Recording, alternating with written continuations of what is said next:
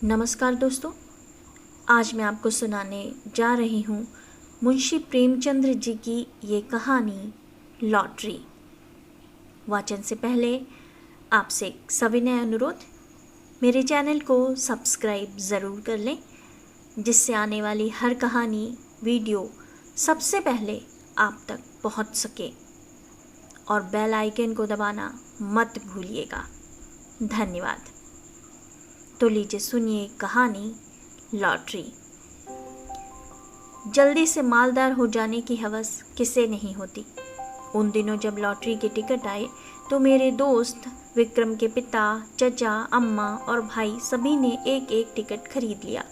कौन जाने किसकी तकदीर जोर करे। किसी के नाम आए रुपया रहेगा तो घर में ही, मगर विक्रम को सब्र न हुआ। औरों के नाम रुपए आएंगे फिर उसे कौन पूछता है। बहुत होगा 10-5 हजार उसे दे देंगे, इतने रुपयों में उसका क्या होगा। उसकी जिंदगी में बड़े बड़े मंसूबे थे। पहले तो उसे संपूर्ण जगत की यात्रा करनी थी, एक एक कोने की। पीरू और ब्राजील, टिम्बकटू और होनोलुलु, ये सब उसके प्रोग्राम में थे। वह आंधी की तरह महीने 2 महीने उड़कर लौट आने वालों में न था। वह एक एक स्थान में कई कई दिन ठहर कर वहाँ के रहन सहन, रीति रिवाज आदि का अध्ययन करना और संसार यात्रा का एक बृहद ग्रंथ लिखना चाहता था। फिर उसे एक बहुत बड़ा पुस्तकालय बनवाना था, जिसमें दुनिया भर की उत्तम रचनाएं जमा की जाए। पुस्तकालय के लिए वह 2 लाख तक खर्च करने को तैयार था। बंगला, कार और फर्नीचर तो मामूली बातें थीं। पिता या चचा के नाम रुपए आए तो 5,000 से ज़्यादा का डॉल नहीं। अम्मा के नाम आए तो 20,000 मिल जाएंगे। लेकिन भाई साहब के नाम आ गए तो उसके हाथ ढेला भी न लगेगा। वह स्वाभिमानी था। घर वालों से खैरात या पुरस्कार के रूप में कुछ लेने की बात उसे अपमान सी लगती थी। कहा करता था, भाई किसी के सामने हाथ फैलाने से तो किसी गड्ढे में डूब मरना अच्छा है। जब आदमी अपने लिए संसार में कोई स्थान ना निकाल सके तो यहाँ से प्रस्थान कर जाए। वह बहुत बेकरार था। घर में लॉटरी टिकट के लिए उसे कौन रुपए देगा, और वह मांगेगा भी तो कैसे। उसने बहुत सोच विचार कर कहा, क्यों ना हम तुम साझे में एक टिकट ले ले। तजवीज़ मुझे भी पसंद आई। मैं उन दिनों स्कूल मास्टर था। 20 रुपये मिलते थे, उसमें बड़ी मुश्किल से गुजर होती थी। 10 रुपये का टिकट खरीदना मेरे लिए सफ़ेद हाथी खरीदना था। हाँ, 1 महीना दूध, घी, जलपान और ऊपर के सारे खर्च तोड़कर 5 रुपये की गुंजाइश निकल सकती थी। फिर भी जी डरता था, कहीं से कोई बलाई रकम मिल जाए तो कुछ हिम्मत बढ़े। विक्रम ने कहा, कहो तो अपनी अंगूठी बेच डालो, कह दूंगा उंगली से फिसल पड़ी। अंगूठी 10 रुपये से कम की न थी, उसमें पूरा टिकट आ सकता था। अगर कुछ खर्च किए बिना ही टिकट में आधा साझा हुआ जाता है तो क्या बुरा है। सहसा विक्रम फिर बोला, लेकिन भाई तुम्हें नगद देने पड़ेंगे। मैं 5 रुपये नगद लिए बगैर साझा न करूँगा। अब मुझे औचित्य का ध्यान आ गया। बोला, नहीं दोस्त, ये बुरी बात है। चोरी खुल जाएगी तो शर्मिंदा होना पड़ेगा, और तुम्हारे साथ मुझ पर भी डांट पड़ेगी। आखिर ये तय हुआ कि पुरानी किताबें किसी सेकेंड हैंड किताबों की दुकान पर बेच डाली जाएं और उस रुपए से टिकट खरीद लिए जाए। किताबों से ज़्यादा बेज़रूरत हमारे पास और कोई चीज़ ना थी। हम दोनों साथ ही मैट्रिक पास हुए थे, और यह देखकर कि जिन्होंने डिग्रियां ली अपनी आंखें फोड़ी और घर के रुपए बर्बाद किए, वह भी जूतियां चटका रहे थे, हमने वही हॉल्ट कर दिया। मैं स्कूल मास्टर हो गया और विक्रम मटर गश्ती करने लगा। हमारी पुरानी पुस्तकें अब दीमकों के सिवा हमारे किसी काम की न थी। हमसे जितना चाटते बना चाटा, उनका सत्य निकाल लिया। अब चूहे चाटे या दीमक हमें परवाह न थी। आज हम दोनों ने उन्हें कूड़े खाने से निकाला और झाड़ पोंछ कर एक बड़ा सा गट्ठर बांध, मास्टर था, किसी बुक सेलर की दुकान पर बेचते हुए झेपता था। मुझे सभी पहचानते थे, इसलिए खिदमत विक्रम के सुपुर्द हुई, और वह आधा घंटे में 10 रुपये का एक नोट लिए उछलता कूदता आ पहुंचा। मैंने उसे इतना प्रसन्न कभी न देखा था। किताबें 40 रुपये से कम की न थीं, पर यह 10 रुपये उस वक्त हमें जैसे पड़े हुए मिले। अब टिकट में आधा साझा होगा, 10 लाख की रकम मिलेगी। 5 लाख मेरे हिस्से में आएंगे, 5 विक्रम के। हम अपने इसी में मग्न थे। मैंने संतोष का भाव दिखाकर कहा, 5 लाख भी कुछ कम नहीं होते जी। विक्रम इतना संतोषी न था। बोला, 5 लाख क्या, हमारे लिए तो इस वक्त 500 भी बहुत है भाई, मगर जिंदगी का प्रोग्राम तो बदलना पड़ गया। मेरी यात्रा वाली स्कीम तो टल नहीं सकती। हाँ, पुस्तकालय गायब हो गया। मैंने आपत्ति की, आखिर यात्रा में तुम 2 लाख से ज्यादा तो न खर्च करोगे? जी नहीं, उसका बजट है 3.5 लाख का। 7 वर्ष का प्रोग्राम है, 50,000 रुपये साल ही तो हुए। 4,000 महीना कहो, मैं समझता हूँ 2,000 में तुम बड़े आराम से रह सकते हो। विक्रम ने गर्म होकर कहा, मैं शान से रहना चाहता हूँ, भिखारियों की तरह नहीं। 2,000 में भी तुम शान से रह सकते हो। जब तक आप अपने हिस्से में से 2 लाख मुझे न दे देंगे, पुस्तकालय ना बन सकेगा। कोई ज़रूरी नहीं कि तुम्हारा पुस्तकालय शहर में बेजोड़ हो, मैं तो बेजोड़ ही बनवाऊंगा। इसका तुम्हें अख्तियार है, लेकिन मेरे रुपए में से तुम्हें कुछ न मिल सकेगा। मेरी ज़रूरतें देखो, तुम्हारे घर में काफ़ी जायदाद है, तुम्हारे सिर कोई बोझ नहीं। मेरे सिर तो सारी गृहस्थी का बोझ है। 2 बहनों का विवाह है, 2 भाइयों की शिक्षा है, नया मकान बनवाना है। मैंने तो निश्चय कर लिया है कि सब रुपए सीधे बैंक में जमा कर दूंगा, उनके सूद से काम चलाऊंगा। कुछ ऐसी शर्तें लगा दूंगा कि मेरे बाद भी कोई इस रकम में हाथ ना लगा सके। विक्रम ने सहानुभूति के भाव से कहा, हाँ, ऐसी दशा में तुमसे कुछ मांगना अन्याय है। खैर, मैं ही तकलीफ उठा लूँगा, लेकिन बैंक के सूद की दर तो बहुत गिर गई है। हमने कई बैंकों में सूद की दर देखी, अस्थायी कोष की भी, सेविंग बैंक की भी। बेशक दर बहुत कम थी, 2-2.5 रुपये सैकड़े ब्याज पर जमा करना व्यर्थ है। क्यों ना लेन देन का कारोबार शुरू किया जाए? विक्रम भी अभी यात्रा पर न जाएगा, दोनों की सांझे में कोठी चलेगी। जब कुछ धन जमा हो जाएगा तब वह यात्रा करेगा। लेन देन में सूद भी अच्छा मिलेगा और अपना रोब-दाब भी रहेगा। हाँ, जब तक अच्छी जमानत ना हो, किसी को रुपया न देना चाहिए, चाहे आसामी कितना ही मातबर क्यों ना हो। और जमानत पर रुपए दे ही क्यों? जायदाद रेहन लिखा कर रुपए देंगे, फिर तो कोई खटका न रहेगा। यह मंजिल भी तय हुई। अब यह प्रश्न उठा कि टिकट पर किसका नाम रहे। विक्रम ने अपना नाम रखने के लिए बड़ा आग्रह किया।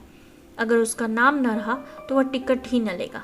मैंने कोई उपाय न देखकर मंजूर कर लिया और बिना किसी लिखा पढ़ी के, जिससे आगे चलकर मुझे बड़ी परेशानी हुई, एक एक करके इंतज़ार के दिन काटने लगे। भोर होते ही हमारी आंखें कैलेंडर पर जाती। मेरा मकान विक्रम के मकान से मिला हुआ था।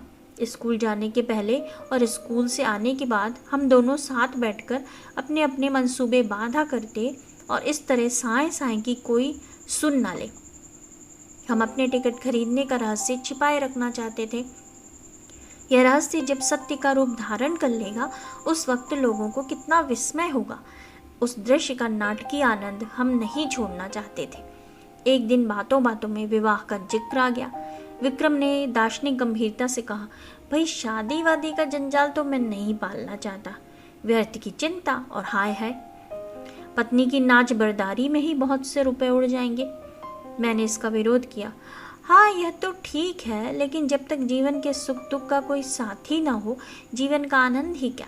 मैं तो विवाहित जीवन से इतना विरक्त नहीं हूँ।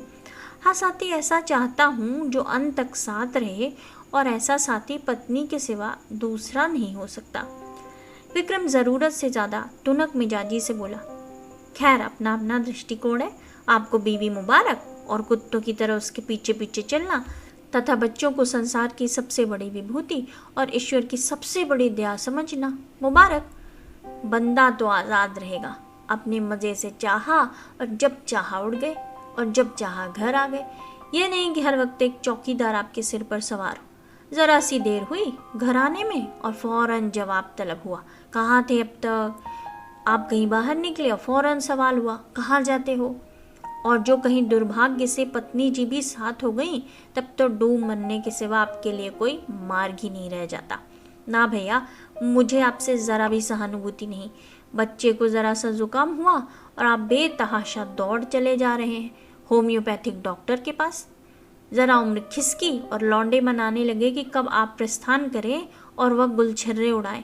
मौका मिला तो आपको जहर खिला दिया और मशहूर किया कि आपको कालरा हो गया था। मैं इस जंजाल में नहीं पड़ना चाहता। कुंती आ गई। वह विक्रम की छोटी बहन थी, कोई 11 साल की। छठे में पढ़ती थी और बराबर फेल होती थी। बड़ी चिलबिली, बड़ी शौक। इतने धमाके से दौर खोला कि हम दोनों चौंक कर उठ खड़े हुए। विक्रम ने बिगड़ कर कहा, तू बड़ी शैतान है कुंती, किसने तुझे बुलाया यहाँ? कुंती ने खुफिया पुलिस की तरह कमरे में नजर दौड़ाकर कहा, तुम लोग हरदम यहाँ किवाड़ बंद किए बैठे क्या बातें किया करते हो? जब देखो यहीं बैठे हो, ना कहीं घूमने जाते हो, ना तमाशा देखने, कोई जादू मंत्र जगाते होगे? विक्रम ने उसकी गर्दन पकड़कर हिलाते हुए कहा, हाँ, एक मंत्र जगा रहे हैं जिसमें तुझे ऐसा दूल्हा मिले जो रोज गिनकर 5,000 हंटर जमाए सड़ासड़। कुंती उसकी पीठ पर बैठकर बोली, मैं ऐसे दूल्हे से ब्याह करूंगी जो मेरे सामने खड़ा पूंछ हिलाता रहेगा।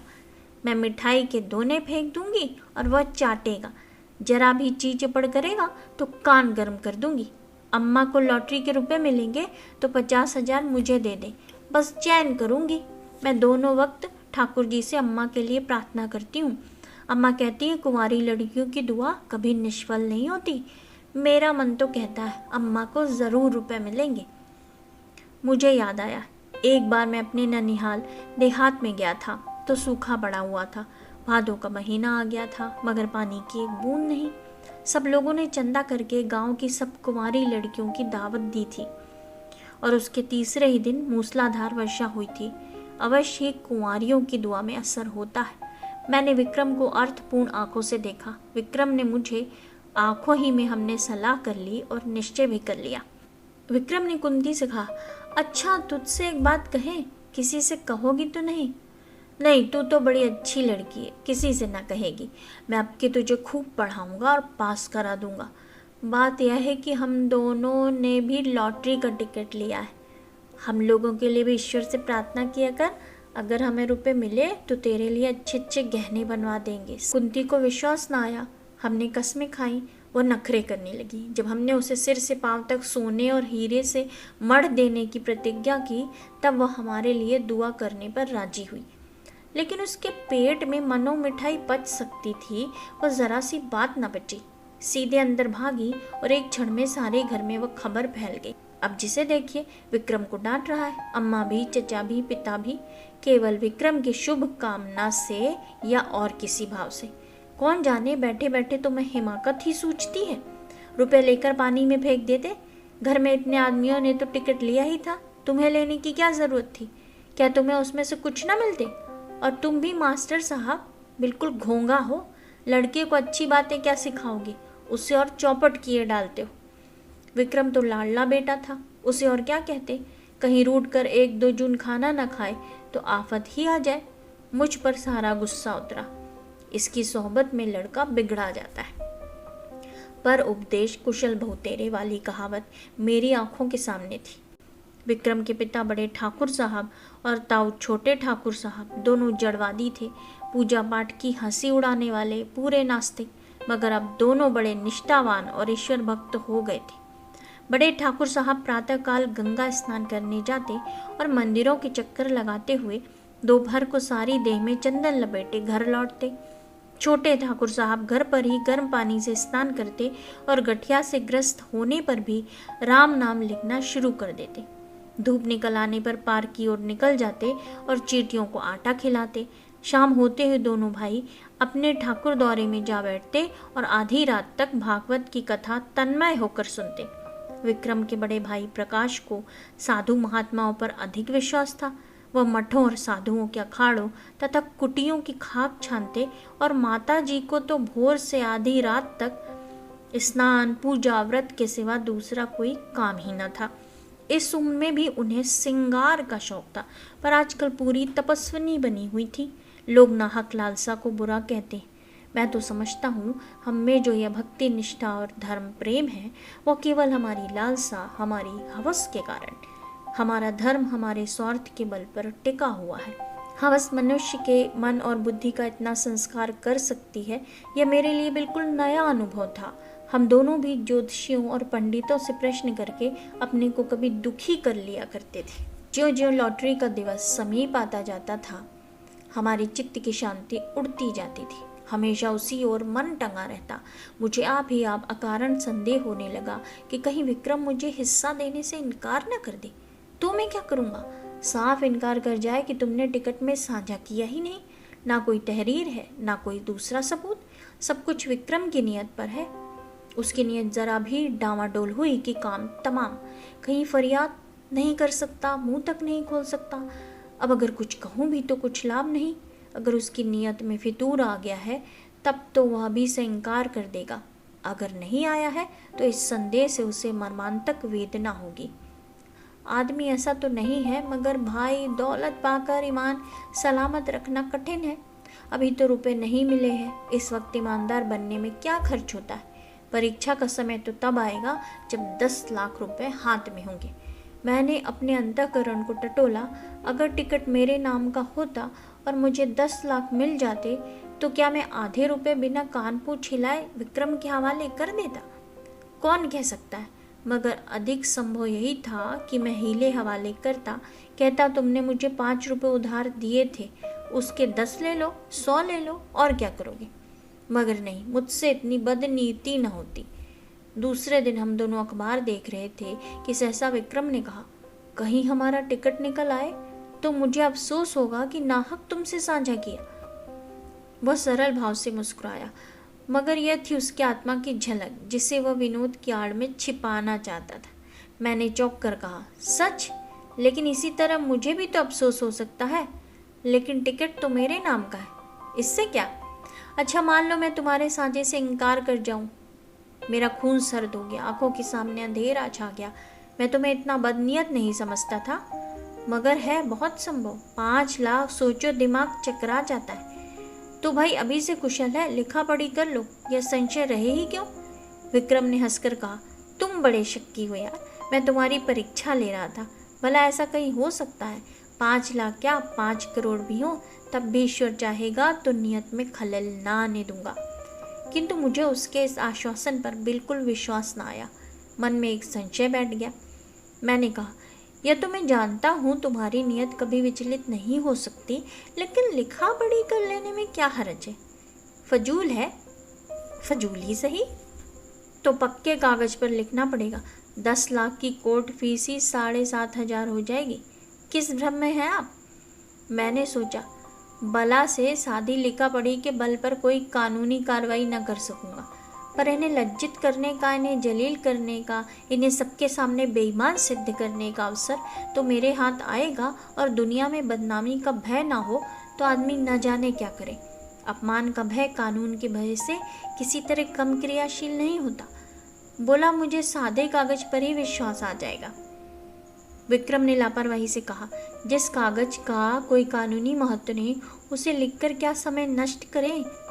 मुझे निश्चय हो गया कि विक्रम की नियत में अभी से फितूर आ गया, नहीं तो सादा कागज लिखने में क्या बाधा हो सकती है। बिगड़ कर कहा, तुम्हारी नियत तो अभी से खराब हो गई। उसने निर्लज्जता से कहा, तो क्या तुम साबित करना चाहते हो कि ऐसी दशा में तुम्हारी नियत ना बदलती? मेरी नियत इतनी कमज़ोर नहीं। रहने भी तो, बड़े नियत वाले अच्छे अच्छों को देखा है। तुम्हें इसी वक्त लेखाबद्ध होना पड़ेगा। मुझे तुम्हारे ऊपर विश्वास नहीं रहा। अगर तुम्हें मेरे ऊपर विश्वास नहीं है तो मैं भी नहीं लिखता। तो क्या तुम समझते हो तुम मेरे रुपए हजम कर जाओगे? किसके रुपए और कैसे रुपए? मैं कहे देता हूँ विक्रम, हमारी दोस्ती का ही अंत ना हो जाएगा, बल्कि इससे कहीं भयंकर परिणाम होगा। हिंसा की एक ज्वाला सी मेरे अंदर दहक उठी। सहसा दीवान खाने में झड़प की आवाज़ सुनकर मेरा ध्यान उधर चला गया। यहाँ दोनों ठाकुर बैठा करते थे। उनमें ऐसी मैत्री थी जो आदर्श भाइयों में हो सकती, राम और लक्ष्मण में भी इतनी ही रही होगी। झड़प की तो बात ही क्या, मैंने उनमें कभी विवाद होते भी ना सुना था।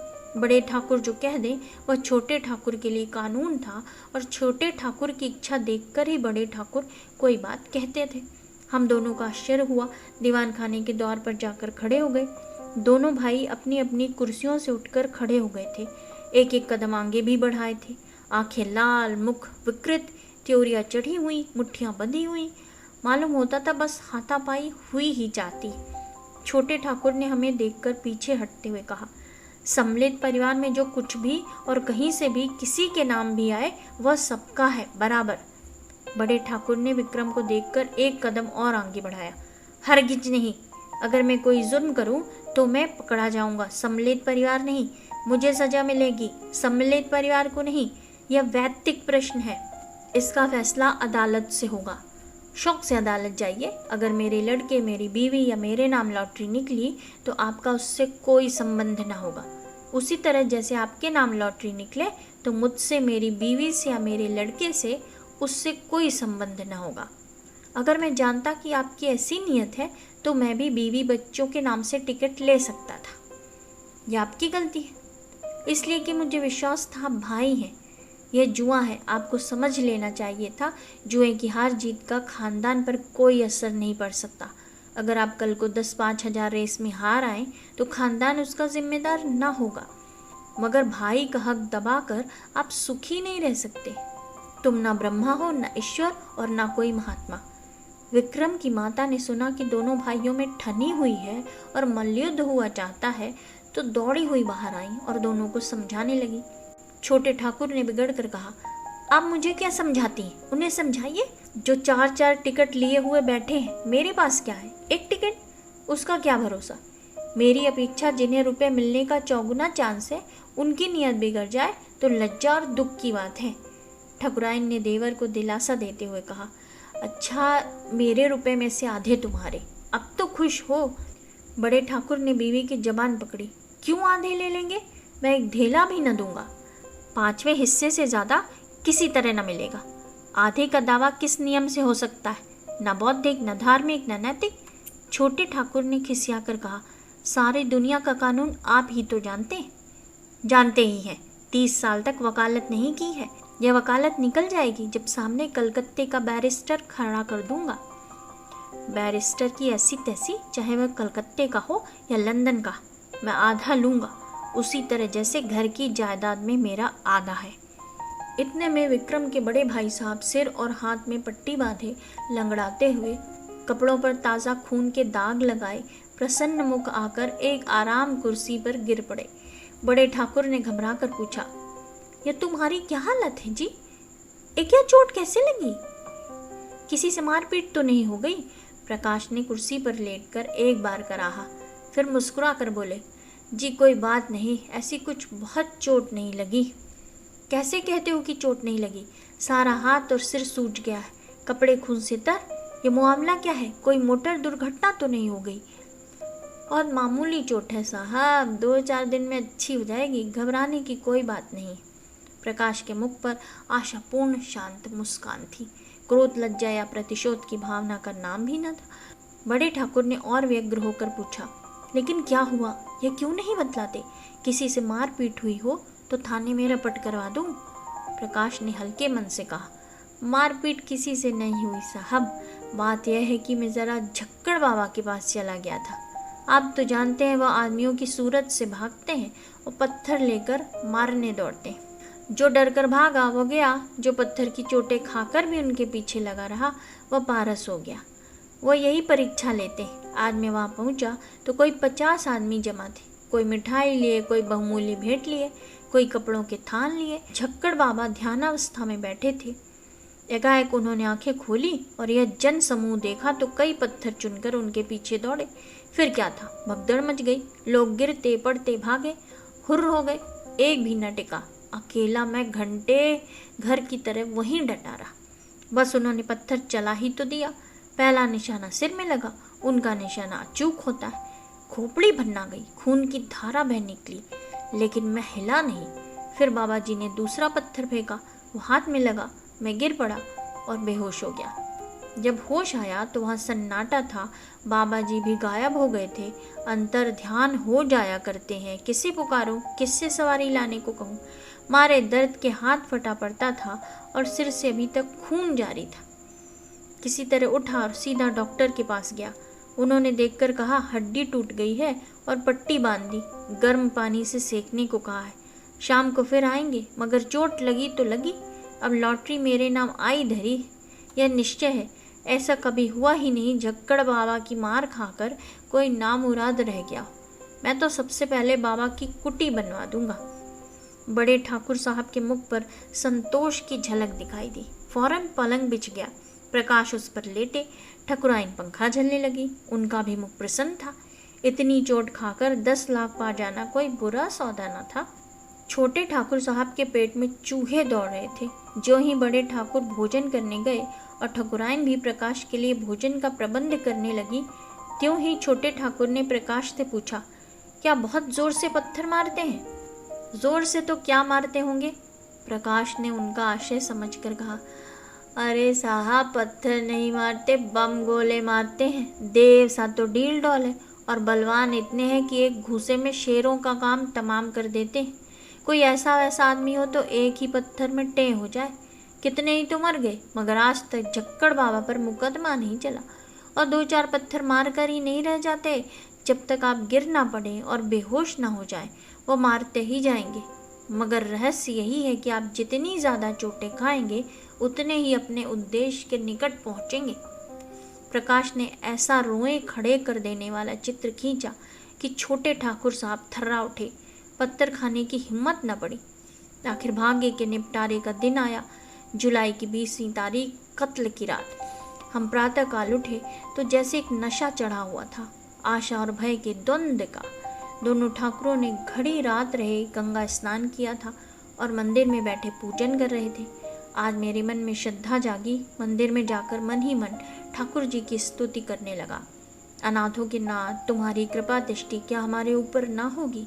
तुम्हें क्या मालूम नहीं हमसे ज़्यादा तुम्हारी दया कौन कमक्त करता है? विक्रम सूट बूट पहने मंदिर के द्वार पर आया। मुझे इशारे से बुलाकर इतना कहा, मैं डाक खाने जाता हूँ, और हवा हो गया। ज़रा देर में प्रकाश मिठाई के थाल लिए हुए घर में से निकले और मंदिर के द्वार पर खड़े होकर कंगालों को बांटने लगे, जिनकी एक भीड़ जमा हो गई थी। और दोनों ठाकुर भगवान के चरणों में लौ लगाए हुए थे, सिर झुकाए, आंखें बंद किए हुए, अनुराग में डूबे हुए। बड़े ठाकुर ने सिर उठाकर पुजारी की ओर देखा और बोले, भगवान तो बड़े भक्त वत्सल हैं, क्यों पुजारी जी? पुजारी जी ने समर्थन किया, हाँ सरकार, भक्तों की रक्षा के लिए तो भगवान क्षीर सागर से दौड़े और गज को ग्राह के मुंह से बचाया। एक क्षण के बाद छोटे ठाकुर साहब ने सिर उठाया और पुजारी जी से बोले, क्यों पुजारी जी? भगवान तो सर्वशक्तिमान है, अंतर्यामी है, सबके दिल का हाल जानते हैं। पुजारी ने समर्थन किया, हाँ सरकार, अंतर्यामी न होते तो सबकी मन की बात कैसे जान जाते? शबरी का प्रेम देखकर स्वयं उसकी मनोकामना पूरी की। पूजन समाप्त हुआ, आरती हुई। दोनों भाइयों ने आज ऊंचे स्वर से आरती गाई और बड़े ठाकुर ने 2 रुपए थाल में डाले, छोटे ठाकुर ने 4 रुपए डाले। बड़े ठाकुर ने एक बार कोप दृष्टि से देखा और मुंह फेर लिया। सहसा बड़े ठाकुर ने पुजारी से पूछा, तुम्हारा मन क्या कहता पुजारी जी? पुजारी बोला, सरकार की फतेह है। छोटे ठाकुर ने पूछा, और मेरी? पुजारी ने उसी मुस्तैदी से कहा, आपकी भी फतेह है। बड़े ठाकुर श्रद्धा से डूबे भजन गाते हुए मंदिर से निकले। प्रभु जी, मैं तो आया शरण तुम्हारे, हाँ प्रभु जी। 1 मिनट में छोटे ठाकुर साहब भी मंदिर से गाते हुए निकले। अब पत राखो मोरे दया निधान, तोरी गति लखी ना परे। मैं भी नीचे निकला और जाकर मिठाई बांटने में प्रकाश बाबू की मदद करना चाहा। उन्होंने थाल हटाकर कहा, आप रहने दीजिए, मैं अभी बांटे डालता हूँ। अब रही कितनी गई है? मैं खिसिया कर डाक खाने की तरफ चला कि विक्रम मुस्कुराता हुआ साइकिल पर आ पहुंचा। उसे देखते ही सभी जैसे पागल हो गए।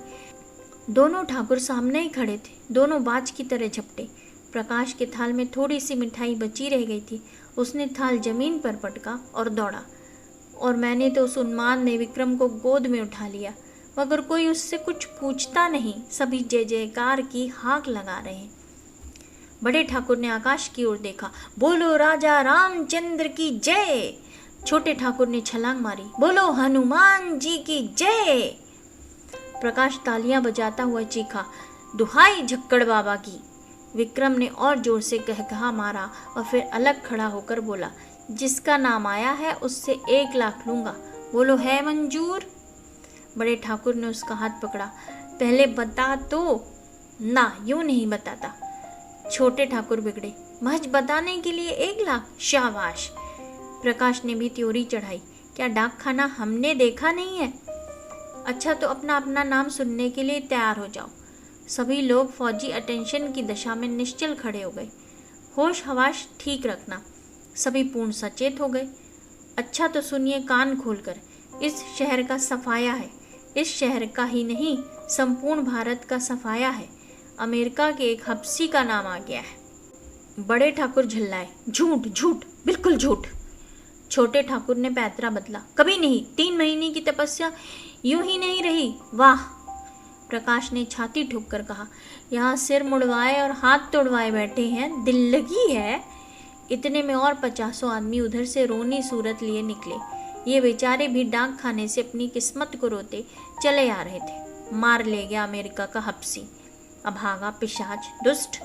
अब कैसे किसी को विश्वास ना आता। बड़े ठाकुर झल्लाए हुए मंदिर में गए और पुजारी को डिसमिस कर दिया। इसलिए तो मैं इतने दिनों से पाल रखा है। हराम का माल खाते हो और चैन करते हो। छोटे ठाकुर साहब की तो जैसे कमर टूट गई। 2-3 बार सिर पीटा और वहीं बैठ गए। मगर प्रकाश के क्रोध का पारावार न था। उसने अपना मोटा सोटा लिया और झक्कड़ बाबा की मरम्मत करने चला। माताजी ने केवल इतना कहा, सभी ने बेईमानी की है, मैं कभी मानने की नहीं। हमारे देवता क्या करें, किसी के हाथ से थोड़े ही छीन लाएंगे। रात को किसी ने खाना नहीं खाया। मैं भी उदास बैठा हुआ था कि विक्रम आकर बोला, चलो होटल से कुछ खाएं, घर में तो चूल्हा ही नहीं जला। मैंने पूछा, तुम डाक खाने से आए तो बहुत प्रसन्न क्यों थे? उसने कहा, जब मैंने डाक खाने के सामने हजारों की भीड़ देखी तो मुझे अपने लोगों के गधेपन पर हंसी आई। एक शहर में जब इतने आदमी हैं तो सारे हिंदुस्तान में इसके 1000 गुने से कम ना होंगे और दुनिया में तो लाख गुने से भी ज़्यादा हो जाएंगे। मैंने आशा का जो एक पर्वत सा खड़ा कर रखा था वह जैसे एक बारगी इतना छोटा हुआ कि राई बन गया और मुझे हंसी आई। जैसे कोई दानी पुरुष छटाक भर अन्न हाथ में लेकर 1 लाख आदमियों को न्योता दे बैठे और हमारे घर का एक एक आदमी समझ रहा है कि मैं भी हंसा। हाँ, बात तो यथार्थ में यही है और हम दोनों लिखा पढ़ी के लिए लड़े मरते थे। मगर सच बताना, तुम्हारी नीयत खराब हुई थी कि नहीं? विक्रम मुस्कुरा कर बोला, अब क्या करोगे पूछकर पर्दा ढका रहने दो।